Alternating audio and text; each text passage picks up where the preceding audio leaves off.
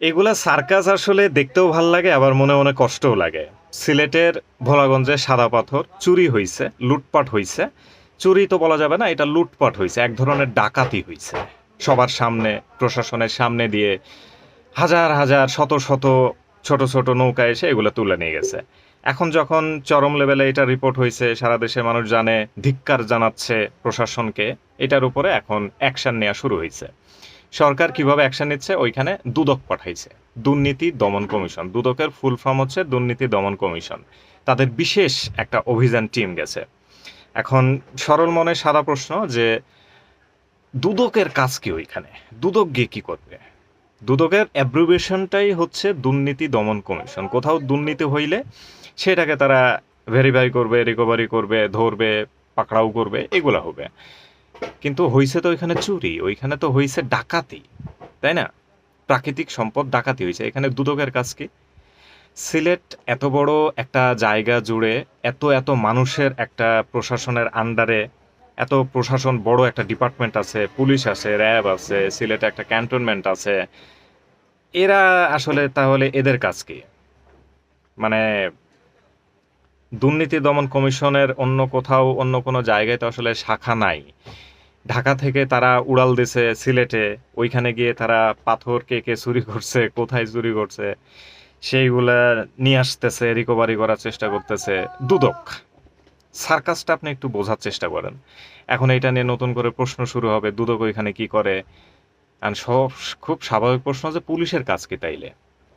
ঢাকা থেকে ওইখানে গিয়ে দুদক সেইগুলো রিকভারি করার চেষ্টা করতেছে। ভালো কথা, ঠিক আছে, কোনো না কোনো স্টেটমেন্ট তারা নিচ্ছে। দ্যাটস ওয়াই এটা অনেক কমে গেছে, রিকভারি হচ্ছে অনেক। অনেক পাথর রিকভারি হয়েছে অনেক, এখন পর্যন্ত 37,000 ঘন ফুটের মতো পাথর রিকভারি করা পসিবল হয়েছে। বাট খুবই দ্রুত গতিতে এগুলা রিকভারি হইতো যদি পুলিশ এখানে সক্রিয় থাকতো বা সক্রিয় করা হইতো। কারণ কবে কোথায় খুন হইছে সেগুলো ছোট থেকে ছোট ক্লুয়ের মাধ্যম দিয়ে দেশের কোথায় গিয়ে সেই খুনি বা সেই অপরাধী পলায় থাকে সেইখান থেকে ধরে নিয়ে আসা পুলিশেরই কাজ। পুলিশের পক্ষে এটা সম্ভব। আর এত বড় বড় এতগুলা পাথর চুরি হয়েছে, সেটা দ্রুত গতিতে পুলিশ ছাড়া সম্ভব না। তো এই যে সার্কাসটা দেখাইলো আমাদের, এত সুন্দর একটা সার্কাস যে দুদক দিয়ে তারা পাথর উদ্ধার করবে,